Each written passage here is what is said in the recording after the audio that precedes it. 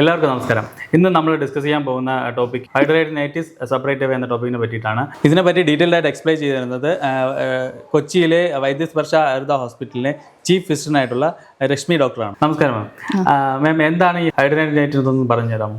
ഹൈഡ്രേറ്റിനൈറ്റിസ് സെപ്പറേറ്റീവ് അല്ലെങ്കിൽ ആക്നെ ഇൻവേഴ്സ എന്ന് പറയുന്നത് നമ്മുടെ ശരീരത്തിലെ ഒരു ക്രോണിക് ആയിട്ടുള്ള ഒരു ഇൻഫ്ലമേറ്ററി കണ്ടീഷനാണ്. ഇതിൽ നമുക്ക് ധാരാളം പസ്റ്റ്യൂൾസും ബോയിൽസും ഒക്കെ നമ്മുടെ പ്രൈവറ്റ് പാർട്സിലും മറ്റ് ഇടുക്കുകളിലും ഒക്കെ വന്ന് പഴുത്ത് പൊട്ടുകയാണ് ചെയ്യുന്നത്. ഇത് റെക്കറൻ്റ് ആയിട്ട് വന്നുകൊണ്ടിരിക്കും. ഇങ്ങനെ ഒരു കണ്ടീഷനിൽ ഉള്ള പ്രശ്നം എന്താണെന്ന് വെച്ചാൽ ഇത് നമുക്ക് എപ്പോഴും വന്നുകൊണ്ടിരിക്കും, നമ്മുടെ ലൈഫ് ക്വാളിറ്റിയെ ഭയങ്കരമായിട്ട് ബാധിക്കുകയും ചെയ്യും. Okay ma'am. ഇത് എന്തുകൊണ്ടാണ് വരുന്നത്? ഈ HS എന്തുകൊണ്ടാണ് വരുന്നതെന്ന് പറഞ്ഞുതരാമോ? ഈ HS വരുന്നതിന് പ്രത്യേകിച്ചൊരു ഒറ്റ ഒരു കാരണമായിട്ട് പറയാൻ പറ്റില്ല. പല കാരണങ്ങൾ ഒന്നിച്ചു ചേരുമ്പോഴാണ് ഈ ഒരു കണ്ടീഷൻ വരുന്നത്. ഒബിസിറ്റി, അതായത് അമിതവണ്ണമുള്ളവർക്ക് ഇത് വരാനുള്ള സാധ്യത കൂടുതലാണ്. അതിനുള്ള മെയിൻ കാരണം എന്ന് വെച്ചാൽ ഈ അസുഖം വരുന്നത് നമുക്ക് ഇടുക്കുള്ള ഭാഗങ്ങളിലാണല്ലോ. അപ്പോൾ ഈ തടിയുള്ള ആൾക്കാർക്ക് അവിടെ കൂടുതൽ ഫ്രിക്ഷൻ വരും. അങ്ങനെ വരുന്ന സമയത്ത് ഈ ഹെയർ ഫോളിക്കിൾസിൻ്റെ അവിടെ ഒരു ഇൻഫെക്ഷൻ പോലെ അല്ലെങ്കിൽ ഒരു ഇൻഫ്ലമേഷൻ പോലെ വന്ന് അവിടെ ബോയിൽസ് വരികയാണ് ചെയ്യുന്നത്. അതിൻ്റെ കൂടെ തന്നെ നമ്മുടെ ഇമ്മ്യൂണിറ്റി സിസ്റ്റവും അതിന് കൂടെ പ്രവർത്തിച്ചാണ് ഇങ്ങനെയുള്ള ബോയിൽസ് അവിടെ ഉണ്ടാകുന്നത്. അപ്പോൾ ഈ ഒബിസിറ്റി ഉള്ള ആൾക്കാരിൽ ഇത് വരാനുള്ള സാധ്യത കൂടുതലാണ്. അതുമാത്രമല്ല, ടൈറ്റ് ആയിട്ടുള്ള ക്ലോത്ത്സ് ഇടുന്ന സമയത്ത് ആ ഒരു ഫ്രിക്ഷൻ കൊണ്ടും ഇത് വരാൻ സാധ്യതയുള്ളവർക്ക് വരാനായിട്ടുള്ള സാധ്യതയുണ്ട്. പിന്നെ പുകവലി ഈ ഒരു കണ്ടീഷൻ വരാനുള്ള സാധ്യത കൂട്ടും. ഹോർമോണൽ ഇംബാലൻസ് ഉള്ളവർക്ക്, PCOS, തൈറോയിഡ് തുടങ്ങിയ ഹോർമോണൽ ഇംബാലൻസ് ഉള്ള ആൾക്കാർക്കും ഇത് വരാനുള്ള സാധ്യത വളരെ കൂടുതലാണ്. Okay ma'am. ഇത് ഏത് ജെൻഡറിനാണ് കൂടുതലായിട്ട് കാണപ്പെടുന്നത്? പൊതുവേ ഏജാണ്. ജെൻഡർ പറയുന്നതിനേക്കാളും കൂടുതൽ നമുക്ക് ഏജിൻ്റെ കാര്യമാണ് കൂടുതൽ പറയാൻ പറ്റുന്നത്. കാരണം ഒരു ഹോർമോൺ ആക്റ്റീവ് ആയി തുടങ്ങുന്ന ഒരു ഏജിലാണ് ഇത് വരാനുള്ള സാധ്യത കൂടുതൽ. അതായത് ഒരു പെൺകുട്ടികൾക്കാണെങ്കിൽ ഒരു മെനാർക്കി മുതൽ ഇത് കണ്ട് തുടങ്ങുന്നുണ്ട്. പിന്നെ ജെൻസിനും, അതായത് ബോയ്സിനും വരുന്നുണ്ട്. അത് നമുക്കത് ഒരു ഹോർമോണൽ ഒരു ഇൻവോൾവ്മെൻ്റ് ആണ് അവിടെ പറയാൻ കഴിയുന്നത്. പിന്നെ ആ ഒരു ഹോർമോണലി ആക്റ്റീവ് ആയിരിക്കുന്ന അത്രയും നാളും ഇത് ആക്റ്റീവായിട്ട് നിൽക്കാനുള്ള സാധ്യതയുമുണ്ട്. ജെൻഡർ ഇതിലായിട്ട് പറയാനില്ലെങ്കിലും കൂടുതൽ ഞാൻ ഗേൾസിലാണ് കണ്ടുവരുന്നത്.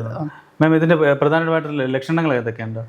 ലക്ഷണങ്ങൾ ഇത് പല സ്റ്റേജ് ആയിട്ടാണ് വരുന്നത്. ഇപ്പോൾ ആദ്യമൊക്കെ നമുക്ക് ചെറുതായിട്ടൊരു ഈ പറയുന്ന പ്രൈവറ്റ് പാർട്സിൽ, അതായത് ആംപിറ്റ്സിലും ഗ്രോയിൻ റീജിയനിലും ബട്ടക്സിൻ്റെ അവിടെയും ഒക്കെയാണ് കൂടുതലായിട്ട് വരുന്നത്, അല്ലെങ്കിൽ ബ്രസ്റ്റിൻ്റെ ഇടയ്ക്കും. അപ്പോൾ ഈ ഒരു ഏരിയയിൽ ചെറിയ പിമ്പിൾസ് അല്ലെങ്കിൽ ചെറിയ ബോയിൽസ് ആയിട്ടായിരിക്കും വരുന്നത്. ആദ്യം ഒരെണ്ണം വന്ന് അത് ചിലപ്പോൾ തനിയെ മാറുന്നു, അല്ലെങ്കിൽ പൊട്ടിപ്പോകുന്നു, അങ്ങനെയൊക്കെ വരുന്നു. പക്ഷേ കുറച്ച് നാൾ കഴിയുമ്പോൾ അത് റെക്കറൻ്റ് ആയിട്ട് വന്നുകൊണ്ടിരിക്കുന്നു.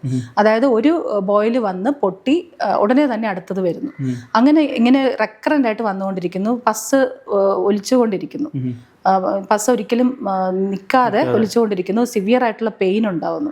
പിന്നെ ഒരു അടുത്ത സ്റ്റേജ് എന്ന് പറയുമ്പോൾ നമുക്ക് അതിൻ്റെ അകത്ത്, അതായത് സ്കിന്നിൻ്റെ അടിയിലേക്ക് ട്രാക്കുകൾ പോലെ, സൈനസ് പോലെ ഫോം ചെയ്തിട്ട് പസ് സ്ഥിരമായിട്ട് ഒലിച്ചുകൊണ്ടിരിക്കുകയും സിവിയർ ആയിട്ടുള്ള പെയിനും സ്കാറിങ്ങും ഒക്കെ ഉണ്ടാവും. ഇതാണ് അടുത്തൊരു സ്റ്റേജ് എന്ന് പറയുന്നത്. ഇത് പകരുന്ന രോഗമാണോ? ഒരിക്കലുമല്ല. ഈ ഹൈഡ്രേറ്റിനൈറ്റിസ് സെപ്പറേറ്റീവെ കുറിച്ച് ഒരുപാട്, അത് പലർക്കും, എൻ്റെ പേഷ്യൻസിലും ഞാൻ കണ്ടിരിക്കുന്നത് അവയർനെസ് വളരെ കുറവാണ് ഈ ഒരു അസുഖത്തെ പറ്റി. അതുകൊണ്ട് ഇതിന് ചികിത്സ തേടാനും ഒരുപാട് ഡിലേ വരുന്നുണ്ട്. അപ്പോൾ അതുകൊണ്ട് നമുക്ക് ആ ചികിത്സയ്ക്കുള്ള അവർ വരുമ്പോൾ, ട്രീറ്റ്മെൻറ്റിന് വരുന്ന സമയത്ത് അവരൊരു പക്ഷേ ഒരുപാട് ട്രീറ്റ്മെൻറ്റ് ചെയ്ത്, അല്ലെങ്കിൽ ആൻറ്റിബയോട്ടിക്സ് റെഗുലറായിട്ട് കഴിക്കുന്നവരായിരിക്കാം, സർജറി പലതവണ ചെയ്ത ആൾക്കാരായിരിക്കാം. അപ്പോൾ ഇതൊന്നും കൊണ്ട് നമുക്ക് കംപ്ലീറ്റ് അസുഖം റിസോൾവ് ആവുന്നില്ല. കാരണം ആ ബോഡിയുടെ ഇൻഫ്ലമേഷൻ കുറയുന്നില്ല, ഡയറ്റിൽ മാറ്റങ്ങളൊന്നും വരുത്തുന്നില്ല, ഹോർമോൺ കറക്ഷൻസ് ചെയ്യുന്നില്ല. അപ്പോൾ ഇതൊക്കെ കൊണ്ട് ഈ അസുഖം മാറുന്നില്ല. ജസ്റ്റ് ആ സിംറ്റംസിനെ മാത്രം കറക്റ്റ് ചെയ്യുകയാണ് ചെയ്യുന്നത്. അപ്പോൾ അതുകൊണ്ട് അസുഖം മാറുന്നില്ല. ഇത് ഒരിക്കലും ഒരു കണ്ടേജിയസ് ഡിസീസ് അല്ല. അത് ബോഡിയുടെ ഒരു ക്രോണിക് ഇൻഫ്ലമേറ്ററി കണ്ടീഷൻ മാത്രമാണ്. ഡോക്ടർ, നമ്മൾ ഈ കണ്ടീഷൻ വന്ന ആൾക്കാർക്ക് ഏതൊക്കെ ഭക്ഷണങ്ങളാണ് നമ്മൾ ഒഴിവാക്കേണ്ടത്? ഇത് വളരെ നല്ലൊരു ചോദ്യമാണ്. കാരണം ഈ അസുഖം വരുന്ന പല ആൾക്കാരും ഒരുപാട് ചികിത്സകൾ ചെയ്യുന്നുണ്ടെങ്കിലും ഭക്ഷണത്തിൽ ഒരു കൺട്രോളും വരുത്തുന്നില്ല. എൻ്റെ ഒരു അഭിപ്രായത്തിൽ, എൻ്റെ ഒരു എക്സ്പീരിയൻസിലും ഇത് എന്ത് തന്നെ ചികിത്സ ചെയ്താലും, അതിപ്പോൾ മോഡേൺ മെഡിസിൻ ആവട്ടെ, ഹോമിയോ ആവട്ടെ, ആയുർവേദമാവട്ടെ, എന്ത് ചികിത്സ ചെയ്താലും ഡയറ്റ് കറക്ഷൻ ചെയ്തില്ല എന്നുണ്ടെങ്കിൽ ഈ അസുഖം നമുക്ക് കൺട്രോൾ ചെയ്യാൻ സാധിക്കില്ല. അപ്പോൾ അത് തന്നെയാണ് ഇതിൽ ഏറ്റവും ഇമ്പോർട്ടൻ്റ് ആയിട്ടുള്ളത്. അപ്പോൾ കഴിക്കാൻ പറ്റാത്ത ഫുഡ് ഞാൻ സാധാരണ പറയുന്നത് മധുരം, അതായത് പഞ്ചസാരയോ ശർക്കരയോ എന്ത് തരത്തിലുള്ള മധുരമായാലും അത് കംപ്ലീറ്റ് ഒഴിവാക്കണം. പിന്നെ ഒഴിവാക്കേണ്ട ആഹാരം എന്ന് പറഞ്ഞാൽ മിൽക്ക് ആൻഡ് മിൽക്ക് പ്രോഡക്ട്സ്, അതായത് പാല്, തൈര് തുടങ്ങിയ പ്രോഡക്ട്സ് എല്ലാം നമുക്ക് ഒഴിവാക്കേണ്ടി വരും. പനീർ, പിന്നെ നോൺ വെജ് കംപ്ലീറ്റ്. ഞാൻ സാധാരണ പേഷ്യൻസ് ട്രീറ്റ്മെൻറ്റ് വരുമ്പോൾ കംപ്ലീറ്റ് ഒഴിവാക്കാൻ പറയാറുണ്ട്. പിന്നെ അസുഖത്തിൻ്റെ ആ ഒരു കാഠിന്യം കുറയുന്നതിനനുസരിച്ച് കുറച്ചൊക്കെ ഇൻട്രൊഡ്യൂസ് ചെയ്തിട്ട് ചെയ്യാറുണ്ട്.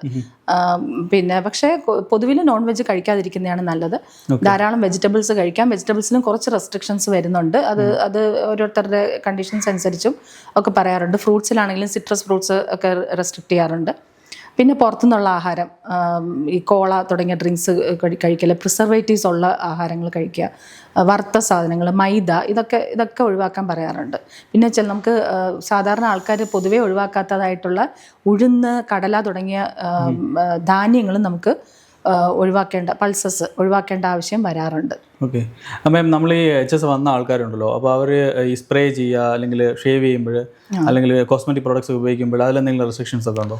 ഒരുപാട് ഹാർഷായിട്ടുള്ള കോസ്മെറ്റിക് പ്രോഡക്ട്സ് ഉപയോഗിക്കാതിരിക്കുന്നതാണ് നല്ലത്. അതുപോലെ ആൽക്കഹോൾ ഉള്ള ഡിയോഡറൻസ് അതൊക്കെ ഉപയോഗിക്കാതിരിക്കുന്നതാണ് നല്ലത്. പിന്നെ ഷേവ് ചെയ്യുമ്പോൾ ശ്രദ്ധിക്കേണ്ട, നമ്മൾ അവിടുത്തെ മുടി എപ്പോഴും റിമൂവ് ചെയ്ത് കറക്റ്റായിട്ട് വെക്കണം. കാരണം ഹെയർ ഫോളിക്കിൾസിൻ്റെ അവിടെയുള്ള ഒരു ഇൻഫ്ലമേഷനും എല്ലാം കൂടെ കൊണ്ടാണ് ഇത് ബോയിൽസ് ഒക്കെ കൂടുതലായിട്ട് വരുന്നത്. പക്ഷേ ഷേവ് ചെയ്യുമ്പോൾ ശ്രദ്ധിക്കേണ്ട കാര്യം, നമ്മൾ ഹെയർ വളരുന്നതിൻ്റെ സെയിം ഡയറക്ഷനിൽ തന്നെ ഷേവ് ചെയ്യാൻ ശ്രമിക്കുക. ഓപ്പോസിറ്റ് ഡയറക്ഷനിൽ ചെയ്യുമ്പോൾ അവിടെ പിന്നെയും ഇൻഫ്ലമേഷൻ കൂടാനാണ് സാധ്യത വരുന്നത്. അതെ. ഓക്കെ മാം, നമുക്ക് ഈ ആയുർവേദ ട്രീറ്റ്മെൻറ്റ് ഉണ്ട്, നമുക്കൊരു ലോങ് ടൈം ആയിട്ട് ഇത് ഒരു ട്രീറ്റ്മെൻറ്റ് നമുക്കൊരു ക്യൂർ കിട്ടാനുള്ള ചാൻസ് ഉണ്ടോ?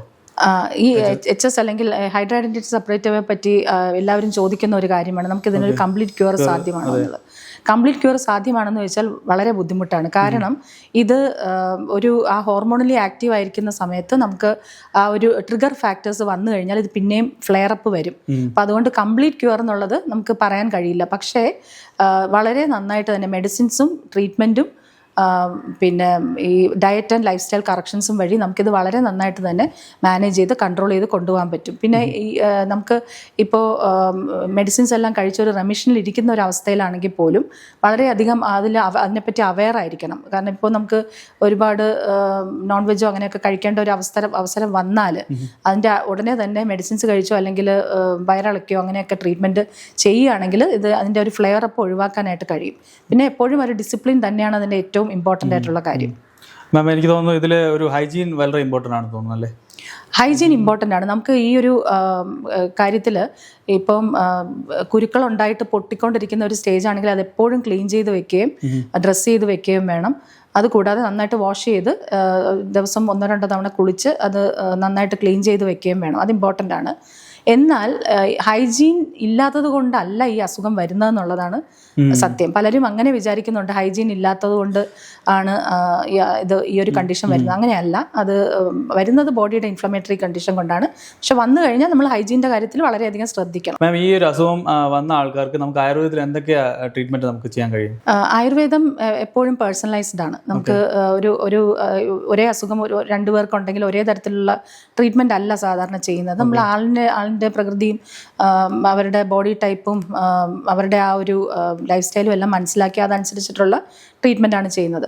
ഹൈഡ്രാഡൈനൈറ്റിസ് സപ്പറേറ്റീവയുടെ മെയിൻ ആയിട്ടുള്ള നമ്മുടെ ഒരു ട്രീറ്റ്മെൻറ്റ് പ്രിൻസിപ്പിൾ എന്ന് പറയുന്നത് നമ്മുടെ ബോഡിയിലെ ഇൻഫ്ലമേഷൻ കൺട്രോൾ ചെയ്യുക എന്നുള്ളതാണ്. അപ്പോൾ അതിന് വേണ്ടി ഇപ്പം പിത്തം ആയുർവേദത്തിൽ പറയുകയാണെങ്കിൽ പിത്ത അസോസിയേറ്റഡ് ആയിട്ട് വരുന്നതാണ്. അപ്പോൾ അത് കൺട്രോൾ ചെയ്യാനുള്ള ട്രീറ്റ്മെൻറ്റ്സ് ആയിരിക്കും ചെയ്യുന്നത്. പിന്നെ ടോക്സിൻസ് അക്യുമുലേഷൻ അതൊക്കെ ഒഴിവാക്കാനായിട്ട് നമ്മൾ നിർബന്ധമായിട്ടും ഒരു പർഗേഷൻ അല്ലെങ്കിൽ വിരേചനം, വയറിളക്കുക എന്ന ഒരു ഇത് ചെയ്യാറുണ്ട്. അതും പേഷ്യൻറ്റിനെ ഡിപ്പെൻഡ് ചെയ്തിരിക്കും. പിന്നെ മെഡിസിൻസ് കൊടുക്കുന്ന ആൻറ്റി ഫംഗൽ ആയിട്ടുള്ള മെഡിസിൻസ്, പിന്നെ ആൻറ്റി ഇൻഫ്ലമേറ്ററി ആയിട്ടുള്ള മെഡിസിൻസ്, ഇതുപോലെ ക്ലെൻസ് ചെയ്യാനുള്ള മെഡിസിൻസ്, ബ്ലഡ് പ്യൂരിഫിക്കേഷനുള്ള മെഡിസിൻസ്, അങ്ങനെ പലതരം മെഡിസിൻസ് ഓരോ കണ്ടീഷൻ അനുസരിച്ച് കൊടുക്കും. പിന്നെ ഇതിലൊരു ഇമ്പോർട്ടൻ്റ് ആയിട്ടുള്ള കാര്യം എന്ന് പറയുന്നത് ഡയറ്റ് ഞാൻ ഓൾറെഡി പറഞ്ഞു. പിന്നെ ഈ ട്രാക്കുകൾ ഫോം ചെയ്ത് കഴിഞ്ഞാൽ, ഇപ്പോൾ ഫസ്റ്റ് സ്റ്റേജ് സെക്കൻഡ് സ്റ്റേജ് ഒക്കെ ആണെങ്കിൽ നമുക്ക് ഇതൊക്കെ കൊണ്ട് തന്നെ ട്രീറ്റ് ചെയ്യാനായിട്ട് സാധിക്കും. എന്നാൽ ട്രാക്കുകൾ ഫോം ചെയ്ത് കഴിഞ്ഞാൽ നമുക്ക് അവിടെ ഏറ്റവും ചെയ്യേണ്ട ഒരു കാര്യം എന്ന് പറഞ്ഞാൽ ട്രാക്ക് കംപ്ലീറ്റ് ഹീൽ ചെയ്യുക എന്നുള്ളതാണ്. അവിടുത്തെ പസ് മുഴുവൻ ഡ്രെയിൻ ചെയ്ത് കളഞ്ഞ് ട്രാക്ക് കംപ്ലീറ്റ് ഹീൽ ചെയ്യുക എന്നുള്ളതാണ്. അങ്ങനെ ചെയ്യുന്നതിനായിട്ട് ക്ഷാരസൂത്രം എന്നൊരു ട്രീറ്റ്മെൻറ്റ് നിർബന്ധമായിട്ടും ചെയ്തിരിക്കണം. അത് ചെയ്ത് കഴിഞ്ഞാൽ നമുക്ക് ആ ട്രാക്ക് അകത്തുനിന്ന് തന്നെ ഹീലായി കട്ടായിട്ട് പിന്നെ ആ ട്രാക്ക് ഒരിക്കലും ഇൻഫ്ലെയിംഡ് ആയിട്ട് വരില്ല. അവിടെ ആ പസ് ഡ്രെയിനേജും ഉണ്ടാവില്ല. പക്ഷേ പുതിയ ട്രാക്കുകൾ ഉണ്ടാവാൻ ചാൻസ് ഉണ്ട്. അത് നമ്മൾ ബോയിൽസ് വരുന്ന സമയത്ത് തന്നെ മെഡിസിനൊക്കെ കഴിച്ച് ക്ലെൻസ് ഒക്കെ ചെയ്ത് ഡീറ്റോക്സ് ചെയ്തിട്ട് അത് കൺട്രോൾ ചെയ്യാനായിട്ട് ശ്രമിക്കാം. ഓക്കെ മാം, എത്ര പേഷ്യൻസിനെ ഇത് ട്രീറ്റ് ചെയ്തിട്ടുണ്ടാവും? ഞാൻ ഒരു 100-200 പേഷ്യൻസ് ഇപ്പം ഓൾറെഡി ട്രീറ്റ് ചെയ്തിട്ടുണ്ട്. അതിൽ പലതും ട്രീറ്റ്മെന്റ് നടന്നുകൊണ്ടിരിക്കുന്നതാണ്. അതിൽ ട്രാക്കുകൾ ഇല്ലാത്ത പേഷ്യൻസിനെ വളരെ വിജയകരമായിട്ട് തന്നെ വളരെ പെട്ടെന്ന് തന്നെ ട്രീറ്റ് ചെയ്ത് മാറ്റാൻ സാധിക്കുന്നുണ്ട്. അതായത് ഒരു 2-3 മാസം കൊണ്ട് തന്നെ, 4 മാസം കൊണ്ട് തന്നെ എല്ലാം നന്നായിട്ട് അവർക്ക് അധികം റെക്കറൻസും വരുന്നില്ല. പക്ഷെ ട്രാക്ക് ഉള്ള പേഷ്യൻസ്, ക്ഷാരസൂത്രം ചെയ്യുന്ന പേഷ്യൻസിന് ആ ഒരു സക്സസ് റേറ്റ് കൂടുതലാണ്. അവർ പിന്നെ അവരുടെ ഡയറ്റ് ഒക്കെ കൺട്രോൾ ചെയ്തിട്ട് റെക്കറൻസ് അല്ലെങ്കിൽ ഫ്ലെയർ അപ്സ് കുറച്ചാൽ മതിയാവും. പക്ഷേ ട്രാക്ക് നമ്മൾ ക്ലിയർ ചെയ്യുന്നില്ല എന്നുണ്ടെങ്കിൽ, അതായത് ക്ഷാരസൂത്രം ചെയ്ത് ക്ലിയർ ചെയ്യുന്നില്ല എന്നുണ്ടെങ്കിൽ അവർക്കത് റെക്കറൻറ്റ് ആയിട്ട് വരുന്നുണ്ട്. അപ്പോൾ ട്രാക്ക് നമ്മൾ ക്ലീൻ ചെയ്ത് പിന്നെ ഈ ക്ഷാരസൂത്രം ഇട്ട് ഹീൽ ചെയ്തില്ല എന്നുണ്ടെങ്കിൽ അതിൻ്റെ റെക്കറൻസ് വരുന്നുണ്ട്. മരുന്ന് മാത്രം കൊണ്ട് ഈ ട്രാക്കുള്ള ആൾക്കാരെ നമുക്ക് മാനേജ് ചെയ്യാൻ ബുദ്ധിമുട്ടാണ്. മാനേജ് ചെയ്യാം, അത് ഹീൽ ആയതുപോലെ ഇരിക്കും. പക്ഷെ ഒരു ട്രിഗർ ഫാക്ടർ വന്നു കഴിഞ്ഞാൽ സ്ട്രെസ് ഒരു വലിയ ഫാക്ടറാണ്.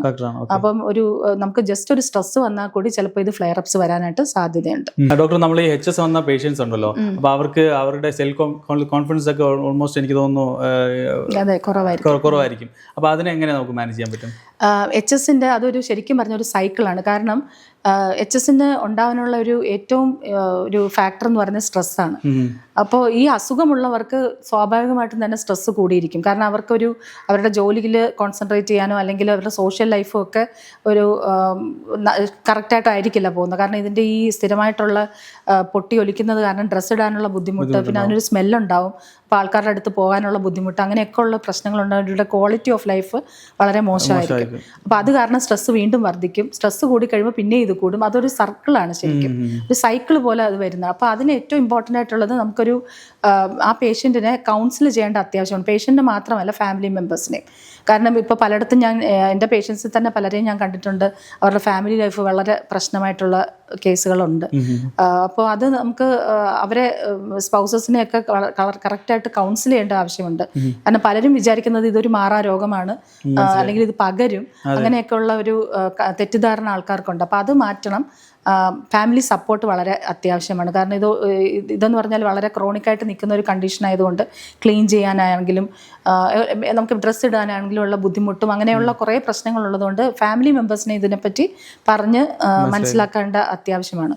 പിന്നെ നമുക്ക് സ്ട്രെസ്സ് കുറയ്ക്കാനായിട്ടുള്ള മെഡിറ്റേഷൻ, പ്രാണായാമം തുടങ്ങിയ അതും ട്രീറ്റ്മെൻറ്റ്സ്, ഉറക്കം കുറവാണ് ഇങ്ങനെയൊക്കെ ഉണ്ടെന്നുണ്ടെങ്കിൽ ആയുർവേദ ട്രീറ്റ്മെൻറ്റ്സ്, ധാര തുടങ്ങിയ ട്രീറ്റ്മെൻറ്റ്സും മെഡിസിൻസ് ആവശ്യമുണ്ടെങ്കിൽ അതുമൊക്കെ കൊടുത്ത് അതിനെയും നമ്മളൊന്ന് കാം ചെയ്താൽ മാത്രമേ ഈ അസുഖത്തിനെ നമുക്ക് കൺട്രോൾ ചെയ്യാനായിട്ട് സാധിക്കുകയുള്ളൂ.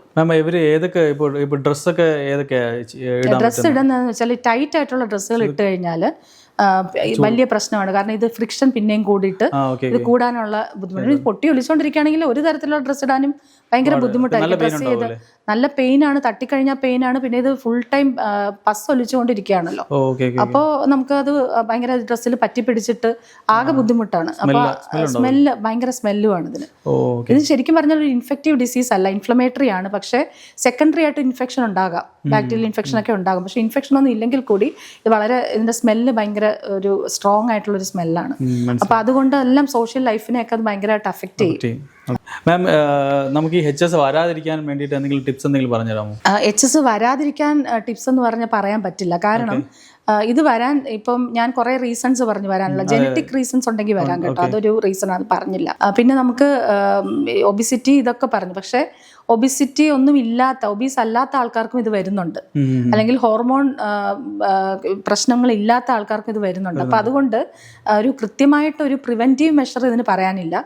പക്ഷെ വരികയാണെങ്കിൽ നമ്മുടെ ലൈഫ് സ്റ്റൈലൊന്ന് മെയിൻറ്റെയിൻ ചെയ്ത് കൊണ്ടുപോവുകയാണെങ്കിൽ വളരെ ഹെൽപ്പ് ചെയ്യും.